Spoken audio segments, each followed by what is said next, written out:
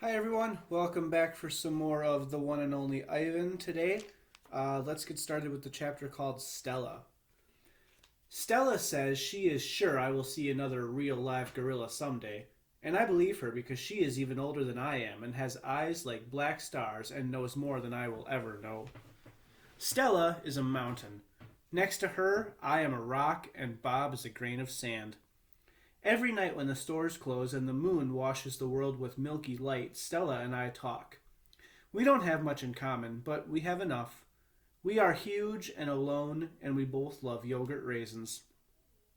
Sometimes Stella tells stories of her childhood, of leafy canopies hidden by mist and the busy songs of flowing water.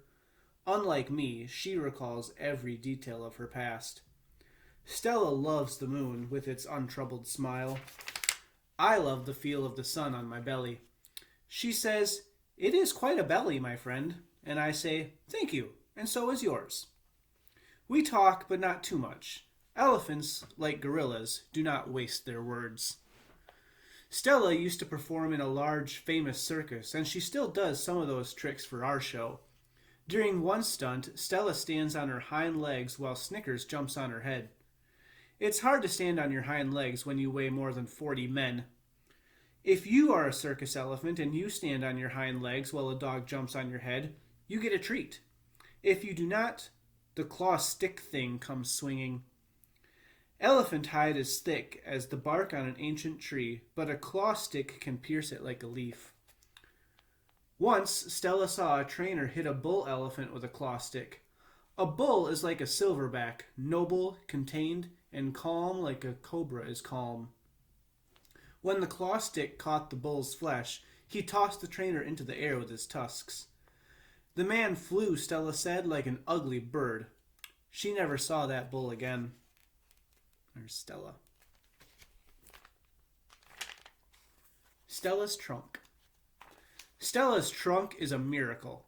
She can pick up a single peanut with elegant precision, tickle a passing mouse, and tap the shoulder of a dozing zookeeper. Her trunk is remarkable, but still it can't unlatch the door of her tumble-down domain. Circling Stella's legs are long ago scars from the chains she wore as a little elephant. Her bracelets, she calls them. When she worked at the famous circus, Stella had to balance on a pedestal for her most difficult trick. One day she fell off and injured her foot. When she went lame and lagged behind the other elephants, the circus sold her to Mac. Stella's foot never healed completely. She limps when she walks, and sometimes her foot gets infected when she stands in one place for too long. Last winter, Stella's foot swelled up to twice its normal size. She had a fever and she lay on the damp, cold floor for 5 days. They were very long days. Even now, I'm not sure she's completely better. She never complains, though, so it's hard to know. At the Big Top Mall, no one bothers with iron shackles. A bristly rope tied to a bolt in the floor is all that's required. They think I'm too old to cause trouble, Stella says. Old age, she says, is a powerful disguise. A plan. It's been 2 days since anyone's come to visit.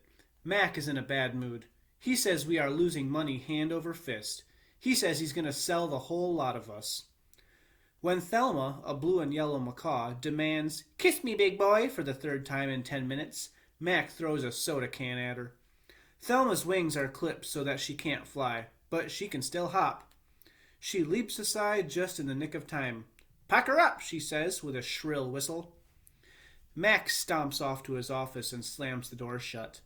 I wonder if my visitors have just grown tired of me. Maybe if I learn a trick or two, it'll help.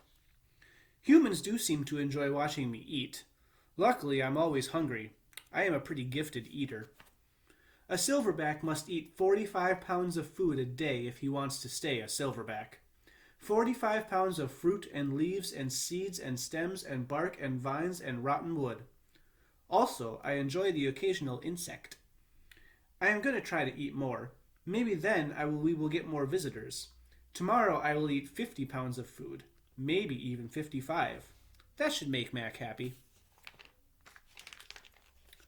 Bob. I explain my plan to Bob. Ivan, he says, trust me on this one. The problem is not your appetite. He hops onto my chest and licks my chin, checking for leftovers. Bob is a stray, which means he does not have a permanent address.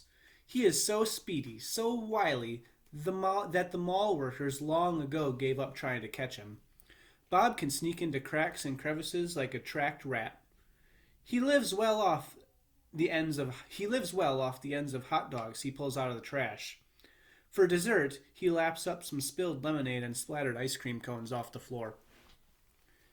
I've tried to share my food with Bob, but he is a picky eater, and he says he prefers to hunt for himself. Bob is tiny, wiry, and fast, like a barking squirrel. He is nut-colored and big-eared. His tail moves like weeds in the wind, spiraling and dancing. Bob's tail makes me dizzy and confused.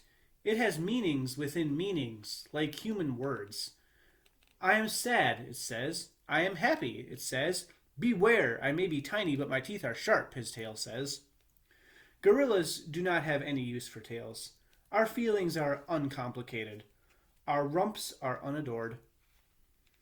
Bob used to have 3 brothers and 2 sisters.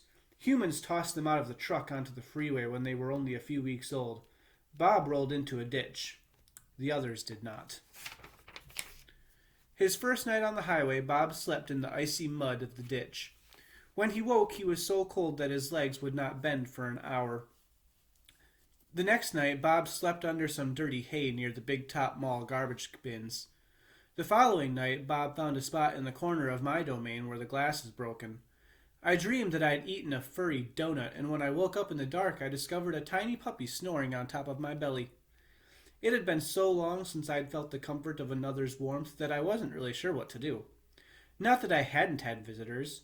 Mac had been in my domain, of course, and many other zookeepers. I'd seen my share of rats zip past, and the occasional wayward sparrow had fluttered through the hole in my ceiling. But they never stayed long. I didn't move all night because I was scared of waking Bob. Wild. Once I asked Bob why he didn't want a home. Humans, I noticed, seemed to be irrationally fond of dogs, and I could see why a puppy would be easier to cuddle with than, like a gorilla. Everywhere is my home, Bob answered. I am a wild beast, my friend, untamed and undaunted. I told Bob he could work in the shows like Snickers, the poodle who rides on Stella. Bob said Snickers sleeps on a pink pillow in Mac's office. He said she eats foul-smelling meat that comes from a can. He made a face and his lips curled, revealing tiny needles of teeth. Poodles, he said, are parasites. Picasso. Mac gives me a fresh crayon, a yellow one, and 10 pieces of paper. Time to earn your keep, Picasso, he mutters. I wonder who this Picasso is. Does he have a tire swing like me? Does he ever eat his crayons?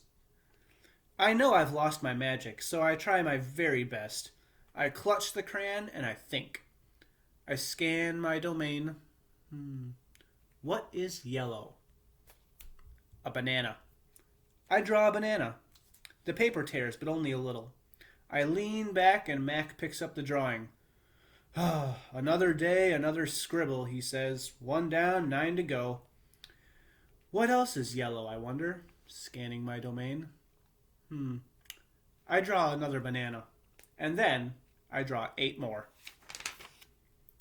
3 visitors.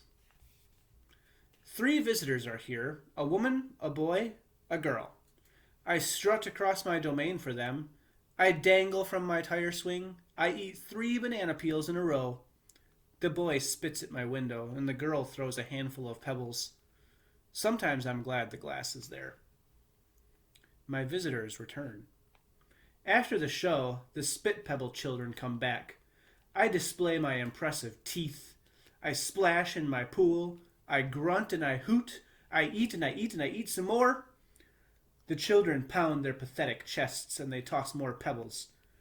Slimy chimps, I mutter. I throw a me-ball at them. Sometimes I wish the glass was not there. Sorry. This chapter is that long. I'm sorry I called those children slimy chimps. My mother would be ashamed of me. All right. And when we come back tomorrow, we will read the next chapter called Julia, which is quite a bit longer than the chapter called Sorry.